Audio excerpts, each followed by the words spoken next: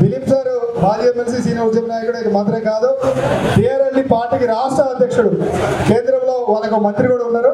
సార్కి స్వాగతం తెలుపుతూ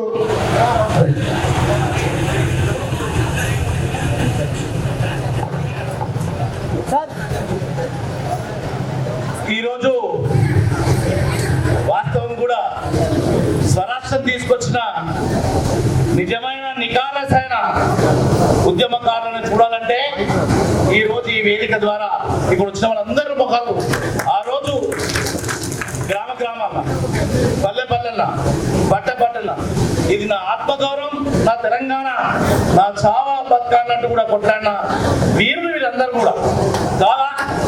ఇక్కడ వచ్చిన వారందరూ కూడా కాదా? కొందరు వారి యొక్క భవిష్యత్తుని కోల్పోయినారు, కొందరు వారి యొక్క కొడుకును కూడా అమలు చేసే సందర్భాలు ఉన్నాయి. ఎవరి గురించి చేస్తాము? మన రాష్ట్రం గురించి చేస్తాం.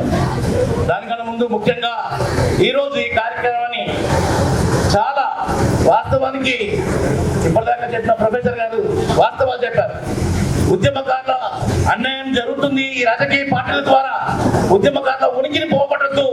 ఉద్యమకారుల ఒక భవిష్యత్తు గురించి ఒక సంఘం ఉండాలని చీమసీనన్న నిర్మించినారు. ఆ రోజు నుంచి ఈ రోజు వరకు కూడా అన్నతో మేమందరం కూడా కోఆర్డినేషన్, రాజకీయ పార్టీలో ఏదైనా ఉండొచ్చు మేము, కానీ ఉద్యమకారుల ఫోరం నుంచి సీరణ ద్వారా మేము ఎప్పుడు ఎమ్మడున్నాం. అదేవిధంగా దిలీప్ అన్న కూడా వాస్తవాన్ని కూడా అన్న చేసే సేవలు గొప్ప ఉద్యమం నుంచి కూడా రాష్ట్రం గురించి కూడా.